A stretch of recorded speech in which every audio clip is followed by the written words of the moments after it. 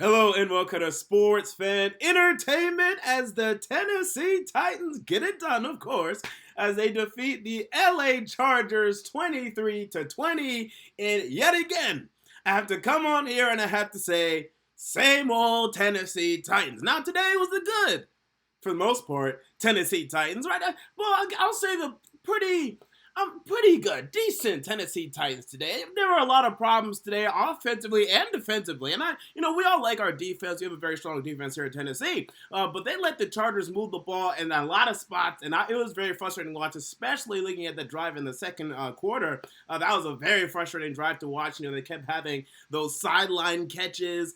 Very frustrating at times, even defensively. And then the lack of pass rush late. I thought we were going to lose this game. So I do have problems with the defense. We're going to get to the defense. But of course, we have to start with Ryan Tannehill. And then we'll quickly move it to Mike Vrabel, who is awful. Mike Vrabel is so bad. People, he's just an idiot. We just need to call it what it is. He's just not an intelligent guy. We're going to get to him in a second. We have to start with Ryan Tannehill. Now, I tweeted this week exactly what's going to happen to me.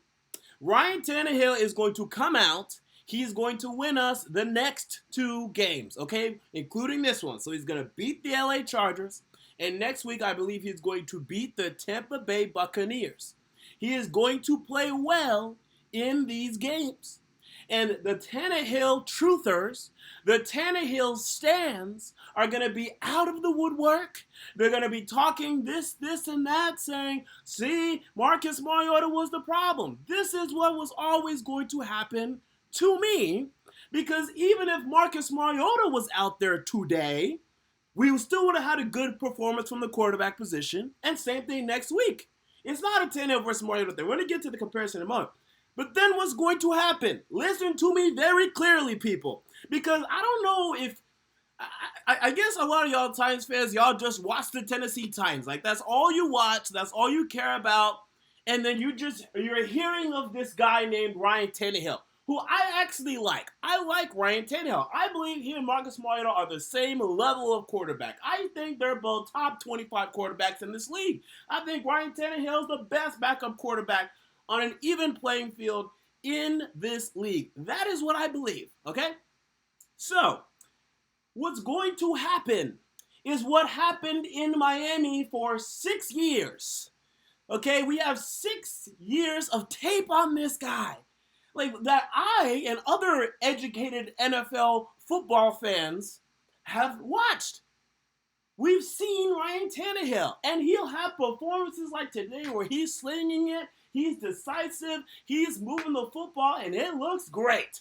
But there's a reason why 5 out of the 6 years he's had in this league, he's had over 12 interceptions. There's a reason he only made the playoffs once, and he didn't even play in that playoff game. There's reasons for this. It's going to come and it's going to hit when Tannehill has his bad game. Oh, it's coming. I hope you Tannehill truthers are ready. You do realize there's a reason the Dolphins didn't keep this guy. And God knows they're worse now. So maybe they're regretting it because they're just so awful now. But that was their plan. But there's a reason why. You just get that. Just be prepared for that, people. I expect it. I'm ready for it. I hope we can make the playoffs with him and we can do something in the playoffs with him. I hope so. I hope it. But what I know is the bad Tannehill performance and probably performances, they're coming. Oh, they're on the way. We're going to see some 3-pick games. We're going to see a couple 2-pick games. Get ready. Hey, it was great today. He was great today. He was decisive today. And even his interception was because he was hit. He made good, accurate throws. He gave his wide receivers chances to make plays. I loved Ryan Tannehill today. Do I believe we were due for a Marcus Mariota good performance just as we had week 1, just as we had week 4? Yeah, that's the cycle. It was going to be a good Marcus Mariota performance today if he was playing. And same next week to me because the Bucs defense is so awful next week. I think we would have had success against them anyway. But Tannehill got protection today. Did he get the ball out quicker than Mariota? Yeah. I don't think it's that stark of a difference as some people think it is. Yeah, he did get the ball out quicker. I don't think it was that significantly quicker, but yeah, he got it out quicker. But the offensive line was better in terms of protection. The running game got going eventually. I thought Mariota could have done what Tannehill did today. That's just me. But my biggest thing is, can we shut up? This is so annoying. I hate this fan base right now. I hate it. And I'm coming on here and I'm talking about these guys because I have to. That's my job. But the fact that we are way more concerned about the quarterback versus this quarterback, and some people want us to lose games now to prove that that quarterback wasn't the problem. Some people want us to win games, but more importantly, not even win games. They just want Tannehill to do well because that's going to prove that Mariota stuff. And more people are more focused on that than the actual team, us winning games, us potentially going and making a playoff run potential. And now we're only a game back from the Texans, and I want to say 2 games or a game and a half back from the Indianapolis Colts, who we need to catch up to because they have the tiebreaker over us right now. So there's a lot of work to be done there. We're also tied with the Jaguars, who also have a tiebreaker over us. There's a lot of work to be done. There's a lot of games to be played. But the fact that this is the most important thing to people, Tannehill, how he's playing versus Mariota, and let me tell you right now what's going to happen. Well, let me tell you the truth. The truth of the matter, they're the same level, dude. Tannehill is not significantly better than Mariota if he is at all. And Mariota is not significantly better than Tannehill. That's just not the case. I don't care what anyone says ever. That's just not true. You can look at there's 6 years of tape of Tannehill in Miami. And there's 5 years of tape, 4.5, of Marcus Mariota in Tennessee. Put on the tape. That one is not significantly better than the other one. That's just not true. Now, the difference is Tannehill, yes, he has more velocity on his throws, more zip on his throws. He tries to make more tight window throws. He gives his playmakers a chance to make plays. He moves the football more. Like, he's going to throw for more yards. All of that is true. But let me tell you what Mariota does better, because this is going to become important down the road. Trust me, it's going to become very important soon. Mariota is a better winner than Ryan Tannehill. He has more of a clutch gene. We've seen Mariota have game-winning plays for us, consecutive, multiple in his career. You're not going to see that from Ryan Tannehill. Yeah, he has the occasional game-winning drive, but I want to say he had maybe at max 3 game-winning drives 1 year. Other than that, it's been like 2 from Ryan Tannehill. Like maybe 2 game-winning drives. Dolphins fans will tell you he's not a winner. Like, he's all right. He's not particularly bad in the clutch. He's not like Andy Dalton in the clutch, but he's not good. Like, he doesn't have that clutch gene. Mariota has that clutch gene. Mariota will give you that block for Derrick Henry to allow him to get the first down. Mariota will stiff arm somebody and get you to the playoffs. Mariota will throw a touchdown pass to Eric Decker in Kansas City to beat Kansas City. In Kansas City. Tannehill's not going to do that. So just be prepared. I'm happy we won today. I'm rooting for Ryan Tannehill. I hope that ugly Ryan Tannehill does not show up. But I'm telling y'all right now, y'all that are the Tannehill truthers and the Tannehill stand, oh, you think he's perfect, huh? Ooh, okay. All right, we'll see about that. Mike Vrabel is awful. Like, this guy is actually one of the worst coaches in the league. Like, this is actually a true thing I'm saying. This should have been a loss today. Because Mike Vrabel, at midfield, decided to go for it, do a quarterback sneak with this offensive line, which is awful. I mean, why are we trusting this offensive line to do anything? You're really going to believe, with your heart and your mind and your soul, you're going to believe that the best move is to trust Roger Saffold, Ben Jones, and Nate Davis over the middle. You think Ben Jones is going to push the opposing defensive lineman even an inch? You believe that's going to happen? Are you out of your mind? That's not happening. Those 3 stink. They are awful right now, and one of them is getting paid $11 million a year. So he does that.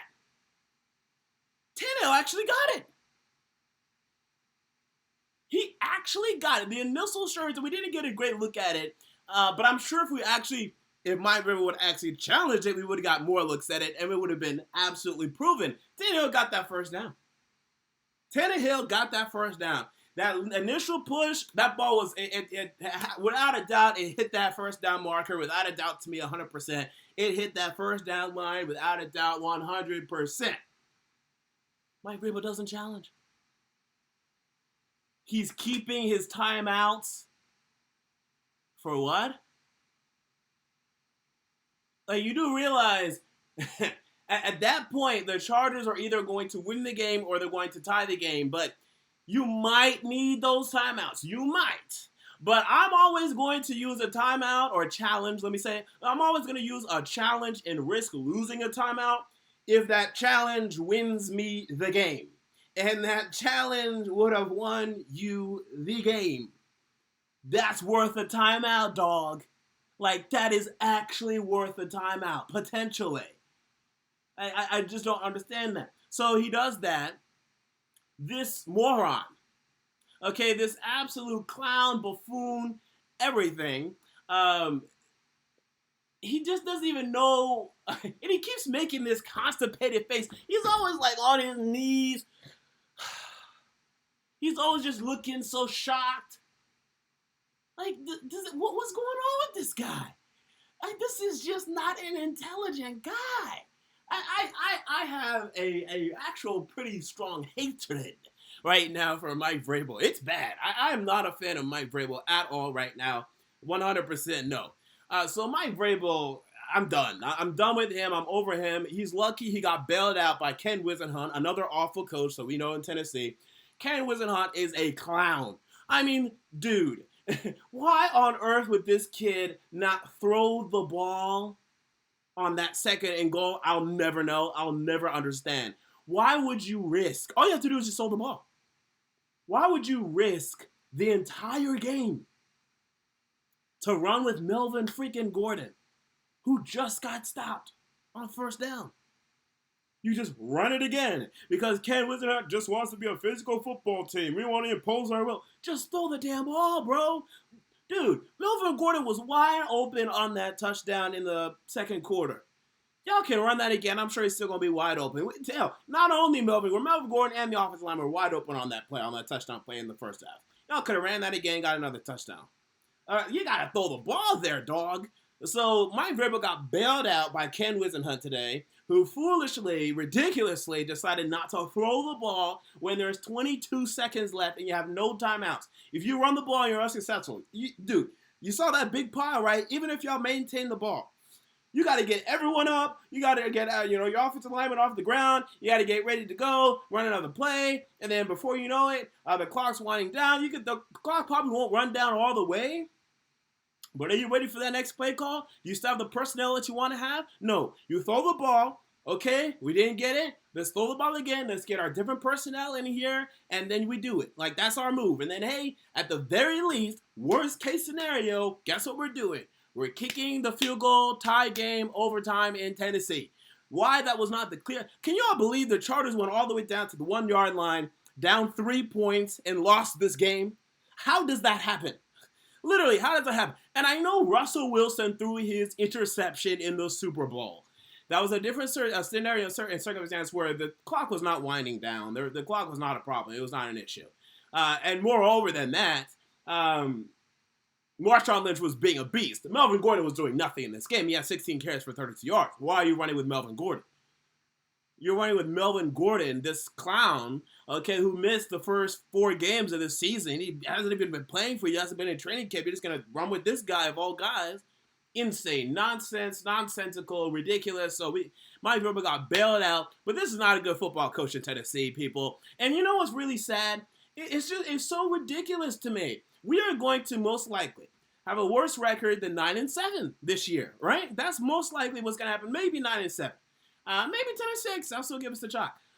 But if we go even 8-8 or 7-9, Mike Vrabel will have a worse record as the full-time head coach than Mike Mularkey had as a full-time head coach. And Mike Mularkey got us to the playoffs and won a playoff game. We told Mike Mularkey, see you later. And we're going to tell Mike Vrabel, oh, what a great job you've done. You can stay for another year.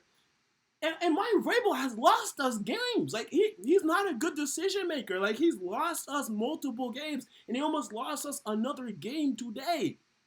You have got to punt it at midfield.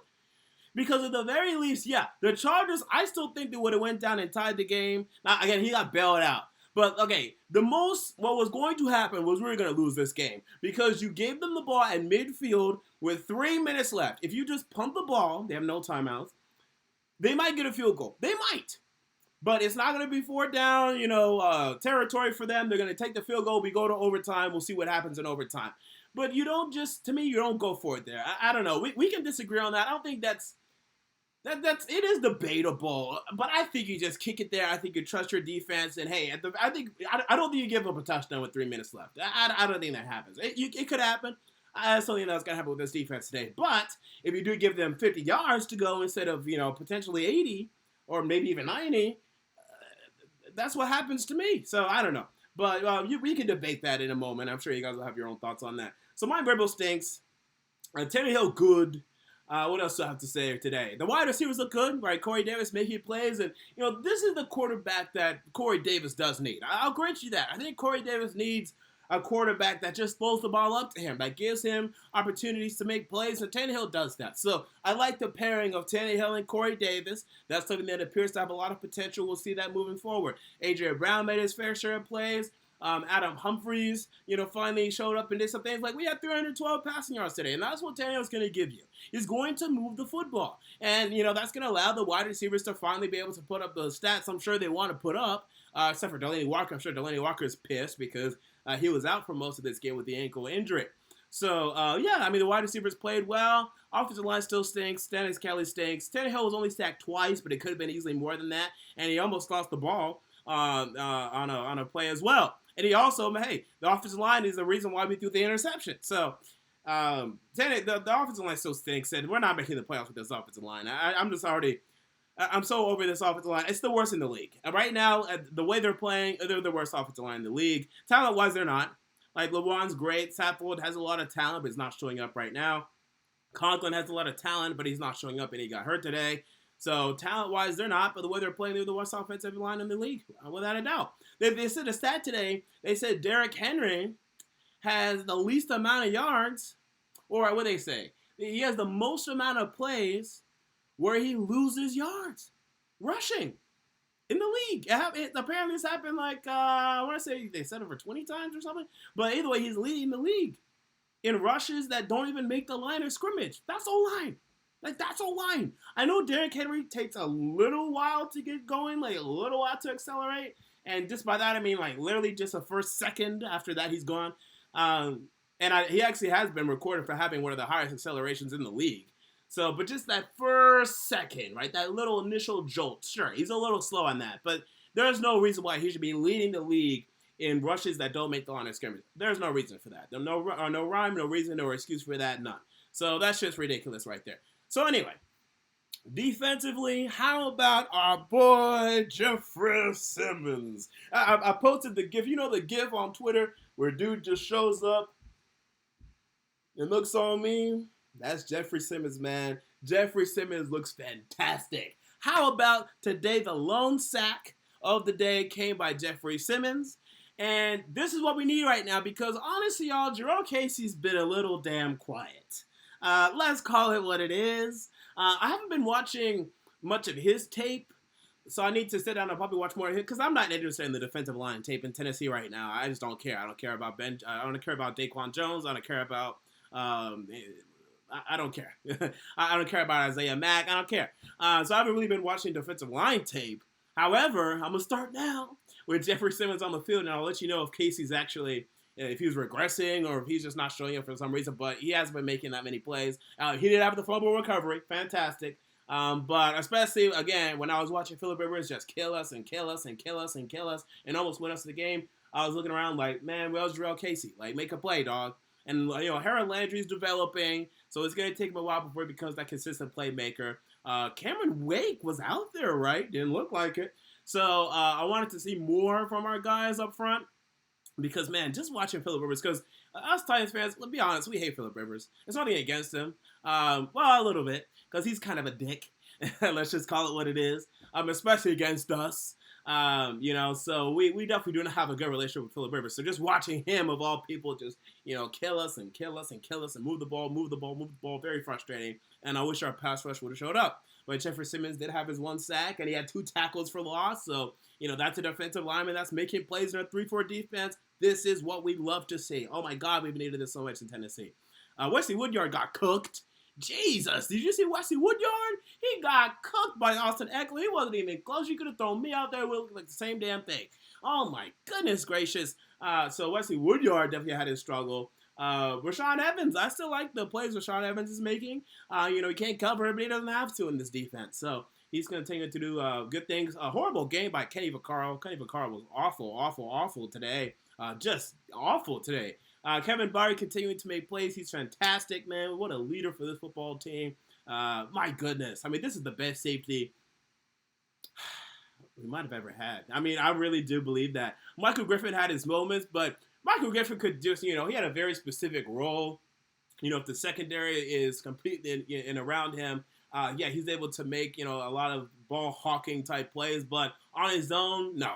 He's an awful player. And we saw that late in his, I don't want to say awful. I mean, Michael Griffin 2007 through 2010, he was pretty good. But, I mean, this is just a whole nother level right now with Kevin Byard, man. This guy is fantastic. He better be going to the Pro Bowl again. He better be an All-Pro again. Deion Sanders, shut your damn mouth, bro. This guy's a beast. And that's not even a biased thing. Like, this guy's actually fantastic. Like, he's actually he's the best safety in the NFL right now. He's the best safety in the NFL right now. Without a doubt.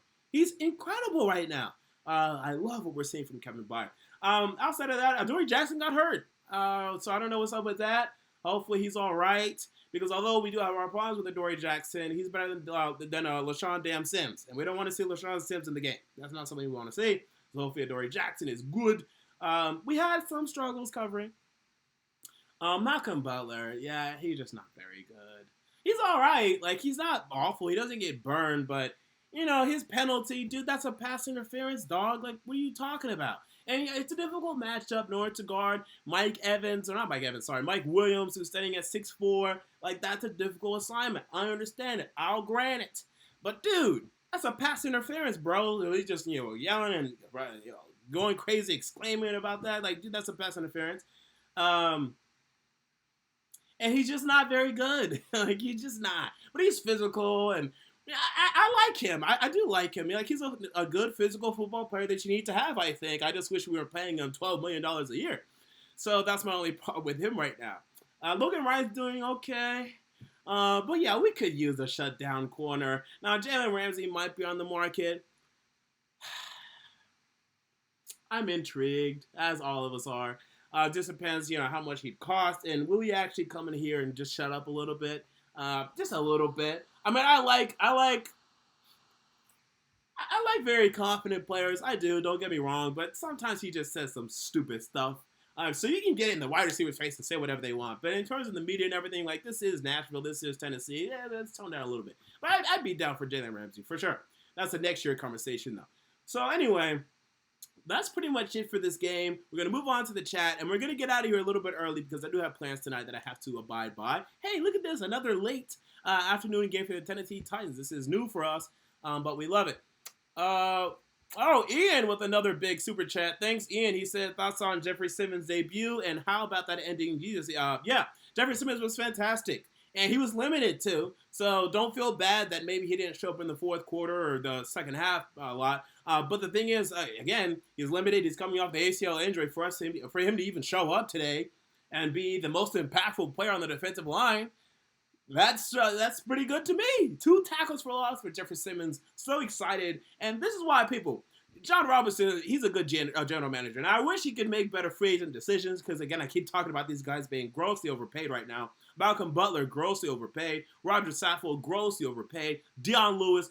This guy is a ghost. There was a Casper the Friendly Ghost commercial on today. Maybe you saw it. And I was like, oh, that's where Dion Lewis is. He's Casper the Friendly Ghost. And I'm not even sure how friendly he is. But this guy is a ghost. He's just out there running routes, doing nothing. Can't run the ball worth a lick. I mean, this guy, he has to be gone. And again, I read on Twitter, I want to say it was a Dolphins reporter, again, a different one, saying that the Titans have been calling and they have interest in Kenyon Drake. We need to make this happen. And hey, Drake has experience with Ryan Tannehill. So they have some familiarity, some chemistry already. Let's make it happen. Now, I don't want to give up draft capital because we may have to move up. But I think we can get Kenyon Drake for a 5th. And a fifth is not gonna make the difference in a potential trade-up for a quarterback. Like a fifth-round pick, it's not gonna be like, well, we wanted to trade with the Titans, but the Bucks offered us one more fifth-round pick, so we're just gonna take the Bucks offer. Like, no, it's gonna be multiple first-round picks and probably second round picks as well. That will make the difference. It's not gonna be a fifth-round pick. So I trade a fifth-round pick right now for Kenyon Drake. A fourth, nah. I'd pass on that. But I traded a fifth for him. I traded a fifth round pick right now for Kenyon Drake. Maybe a fourth, but we don't have our fourth. We just traded our fourth for Ryan Tannehill, so that's our problem. It'd have to be a fourth in 2021. And if they'd be down for that, sure, we can do it. A fourth in 2021 wouldn't be too bad. I want to say Kenyon Drake is on an expiring deal. And if he is, then you definitely don't want to trade a fourth round pick mid-season for an expiring deal, though. So I'd have to look up those contract details. But yeah, Jeffrey Simmons was fantastic, and my point is, John Robinson is a good general manager, people. Like, he just is. Jeffrey Simmons is a beast. A.J. Brown is a beast. Two great rookies that we have in this rookie class. Rashaan Evans is good. Corey Davis is good. Like, we're seeing that he's good. Adoree Jackson, he's at least a starter in this league. Like, he drafts well. John Robinson drafts well, and I'm so excited to see where Jeffrey Simmons and A.J. Brown go from here. Again, I hope the coaching is there. I hope the development is there. But as talents, they're talented. Without a doubt, 100%, you cannot deny their talent. Love Jeffrey Simmons' debut. And the ending was ridiculous. I mean, there was no shortage of drama at the end of this game. It was ridiculous. And Gene Steratore stinks. Okay, this guy was trying to explain what's going on. He was like, well, if the ball came out and then he recovered and then it might be, well, no, it's not. It doesn't matter anyway. But if it did, like James said, he just kept talking and talking and talking. Can you just simplify this, please? Did he cross or not? And if he didn't, there's a 10-second round. Okay, cool. Like, that's all you have to say. And by the way, that's a weird rule to me. I want to see if somebody gets screwed over on that rule. Because there might be a scenario, and I think that's only on rushing plays. But let's say there's a scenario where, let's say there's only 9 seconds, or let's say when the play starts, there's only 13 seconds on the clock. And a team, for some reason, like Ken Wisenhunt, decides to run the ball. Okay? And they call a touchdown. But then they go back and they say he didn't make it. 10-second runoff. The play ended at 7 seconds. The game's over. Now, what if the refs didn't call a touchdown? This probably won't happen now I'm really thinking about it. But what if the refs didn't call a touchdown and the offense may be able to get up quick enough to spike it and save the time? So I'm a little wonky on that rule. I don't know if there should be a 10-second runoff when the refs call a touchdown. Like, the refs are the one that called the touchdown. It's not really our fault as an offense that y'all decided to call a touchdown. If y'all would have told us no touchdown, we would have got up and we would have spiked the football. But y'all the ones that said it was a touchdown, so we just stopped. We'll see. That might be a scenario one day, so just watch out for that. It might take another 10 years, but I think it's going to happen one day. Anyway, so thank you for the very generous super chat, Ian. And I also saw one that I missed. I want to say it's probably from Kick It to the King again. Yep, from Kick It to the King. Thanks for the super chat. He says, folks like you and others were rooting for Ryan Tannehill to get injured in order for Mariota to come back. You shouldn't be Titans fans. Next man up, we won. I'm not rooting for Tannehill to get hurt. I don't know who told you that. The number one thing I'm rooting for is for us to win out. I want us to win out. I want Tannehill to find the potential that he had back at Texas A&M when he converted from a wide receiver to a quarterback and become that quarterback the Dolphins thought he would be and that we could be lucky to have gotten. I want that 100%. I want to win out. That's what I want. I'm over Mariota in Tennessee. It's over. Like, it's over. We had the funeral last week. I played the tribute. It is over. Marcus Mariota's time in Tennessee is over. Even if Tannehill got hurt, Mariota came in, Mariota killed him for the rest of the year, he's gone. He's gone. It's over. When they benched him last week and they announced Tannehill as a starter, it's over. I don't care if Tannehill gets hurt and Mariota comes. It doesn't matter. It's over. Now, I'm going to root for Marcus Mariota when he leaves Tennessee. And let me tell you where he's going. We talked about New England. I think he's going to Chicago. Mitchell Trubisky stinks. And I think Marcus Mariota is going to go to Chicago, end up with Mark Helfrich, who is a former Oregon coach that he went to the national title with, who's the offensive coordinator right now in Chicago. I think he's going to back up Trubisky for a couple of weeks. Trubisky's going to stink. They're going to put in Mariota. They're going to go to the playoffs. I'll predict it right now. Either Chicago, New England is still a possibility, and there are going to be some others for sure. So we're going to watch. But right now, I'm looking at Chicago. I think Mitchell Trubisky stinks. I think Mariota goes there and wins games. That's what I believe. All right.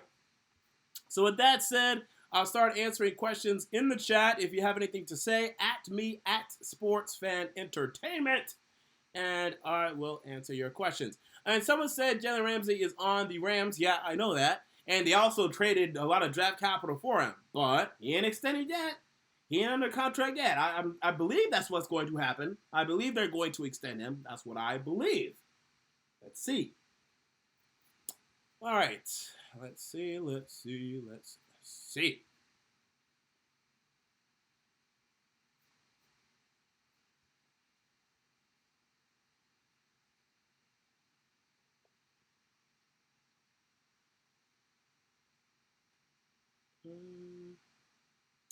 Storm Downey says that pass interference was to save a touchdown. I mean, potentially. He's talking about the Malcolm Butler pass interference on Mike Williams. Potentially, but I don't think that was a definitive touchdown. I think you have to go up there, you have to compete, you have to play clean. But yeah. Patrick Moe says, have you looking at offensive lineman free agency? Who? I haven't started with free agency stuff. We're in the middle of the season. But I'll tell you right now, although it's great in theory, we keep looking at these big-time free agents, and they come in here and they stink. Roger Saffold stinks, free agent. Ben Jones stinks, free agent. So I don't even know if I'm going to do that. I mean, I'll just do it. You know, it's always fun to do, but I'm not going to get excited about it because we could easily sign the next guy. They can come in here and they can stink. Like, that's what easily could happen. Yeah, said Gilbert, 1104 says, or asks, Jonnu Smith, he giveth and he taketh away. So a beautiful 35-yard catch and run by Jonnu Smith. And here's the thing, okay? Here's the thing. I tell you, he's Tarzan. If you get him the ball in his big hands, okay, he's going to run, okay? But the problem is getting the ball in those hands. Like, will he actually catch it first? Will he actually run the right route? Will he actually do what's necessary? Like, that's the problem. Oh, yeah, once the ball in his hands, oh, yeah, that baboon can run. And that's not a racial thing, by the way. I'm just kidding. He's just a baboon. You know, he's an idiot. So anyway, yeah, this guy can run, okay? Without a doubt. We know that. He's big, he's strong, he can run. And then what did he do? A couple plays later, he got a holding call. That ruined the drive. Or actually did it. Was that, I know, yeah, then we got a holding call, and I want to say we ended up punting. Correct me if I'm wrong, but that's what I want to say. So, he giveth and he taketh away. Jonnu Smith. All right. DC Crazy 52 says, what coach should we look for in OC or maybe head coach if it comes to it? We'll discuss that later. I don't think Mike Vrabel's going anywhere, to be quite honest with you, but if we'll have plenty of weeks to discuss that if the season goes to hell, and I need to start hearing some rumors that Vrabel might be gone, but right now, he's fine. All right.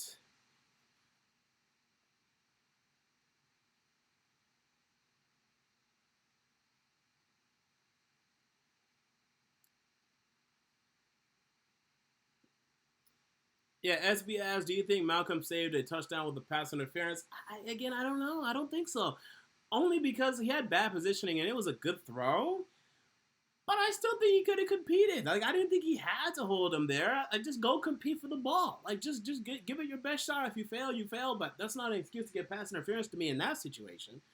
I don't buy that. I think he just should have went up and should have competed for the ball and follow the rules. That's what I believe.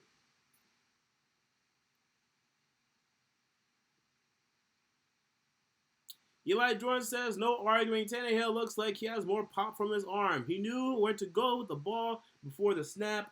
So, improvement. Well, here's the thing. Look, Tannehill is a more gifted thrower. He has a stronger arm. Cool. He has more zip. Awesome. Fantastic. Same thing can be said for Jay Cutler. But what's the problem with Jay Cutler? Doesn't know how to make consistent decisions when things start, collapsing around him. He goes to hell. And he'll just show up days and he'll have horrible football games. They'll have 2-3 pick games. Tannehill does the same thing. Dolphin fans can tell you the difference between Jay Cutler for them and Ryan Tannehill. There was no drop off, maybe a little bit, not much. So I mean, I'm just getting y'all prepared. Tannehill's gonna have his bad games, and when he does, I don't want to hear the back and forth. Like it's just so frustrating. I'm sure we're gonna continue to do it because it's just so fun.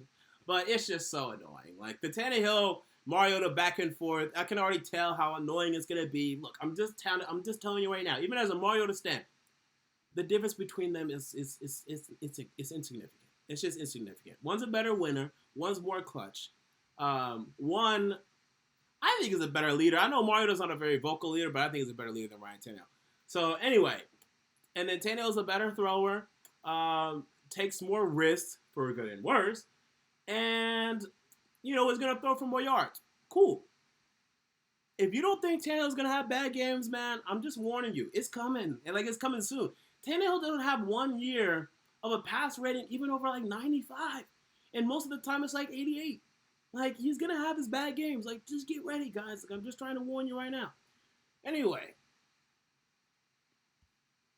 yeah, and Enrod740 has a great point. At Sports Fan Entertainment, why does Art keep calling these multi-tight end sets? They don't work because he's a moron. He stinks. Our offense today was still not that good to me. I mean, it was improved second half. First half, we just didn't get the ball much. But I just think our offense still stinks. I don't think our offense is very good, to be quite honest with you. But we'll see. We're going to have a lot of time, and we'll see soon enough. Ian asked, at Sportsman Entertainment, thoughts on Derrick Henry's performance. Yeah, it was good. It was the typical Derrick Henry performance. Started off a little slow, got going, wore the defense down, got his touchdown. Cool. Nice Derrick Henry performance. I want him extended.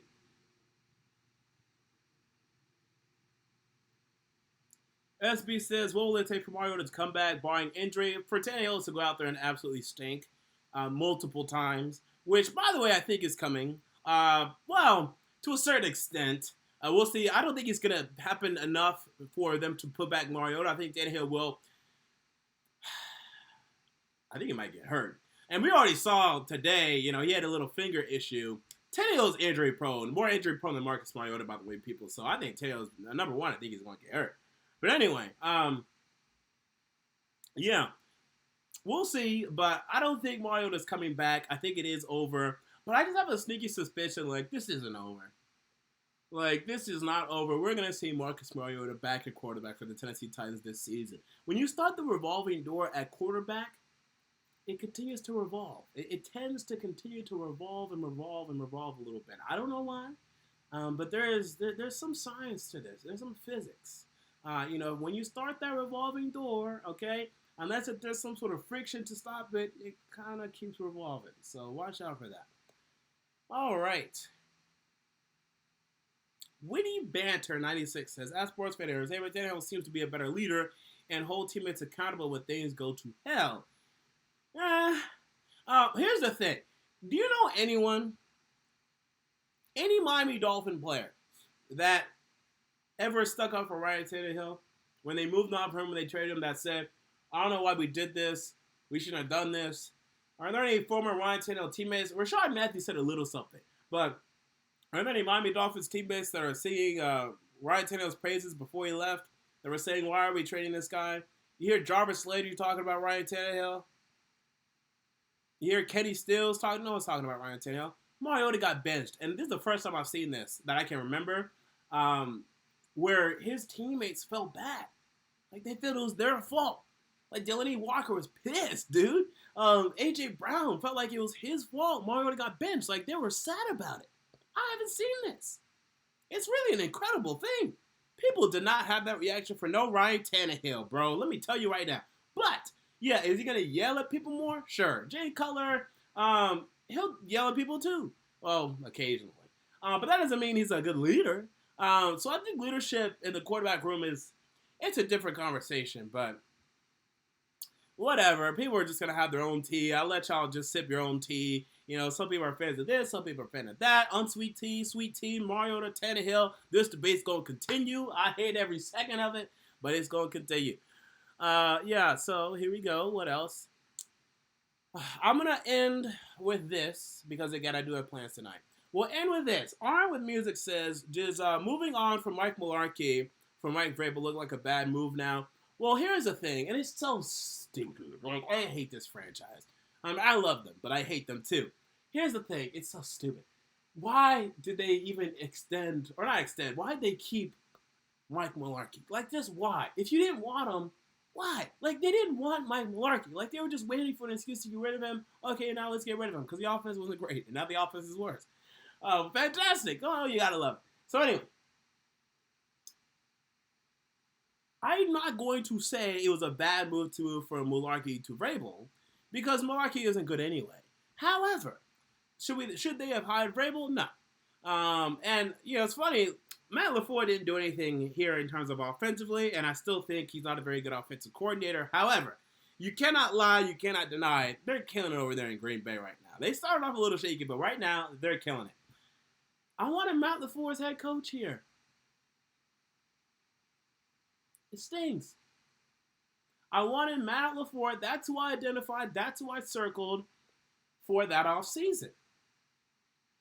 Now, our offense still probably would have stunk last year.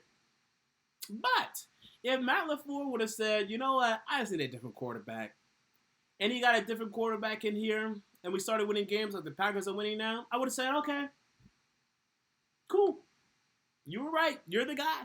Because I had faith in him. Like, looking at his resume, looking at the offenses he came from, looking at the coaching tree he was under, it looked pretty good. It looked pretty legit, and it looked like we needed, or what we needed.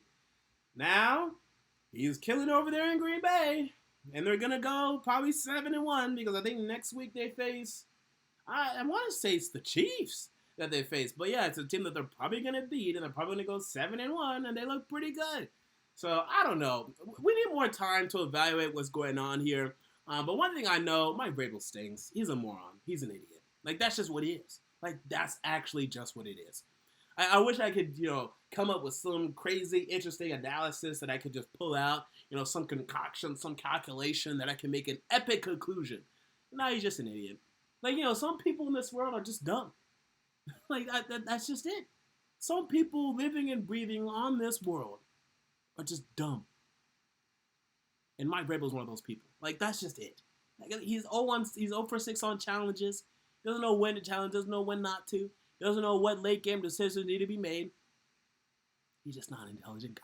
So with that said, that's going to do it for me, Sports Fan Entertainment. MJ, thank you for joining me as the Tennessee Titans get it done. And they're going to get it done next week to me, too. They're facing the Tampa Bay Buccaneers. It will not be an easy game. They are improved slightly, I guess, under Bruce Arians. Or at least they're a better coach. We'll say that at the very least. So it's going to be a battle. And it's going to be Jameis Winston versus Ryan Tannehill. So no Jameis Winston versus Marcus Mariota. Can you believe Mariota got benched before Winston? Now that's interesting. Well, at least this year. Because, Tannehill did, Winston did get benched last year. So that's interesting. But we're going to see. It's going to be fun. And, we're going to continue these Mariota versus Tannehill debates. And it's going to be awful. But, hey, we got to do it. Until next time, this has been MJ of Sports Fan Entertainment. And I'm out.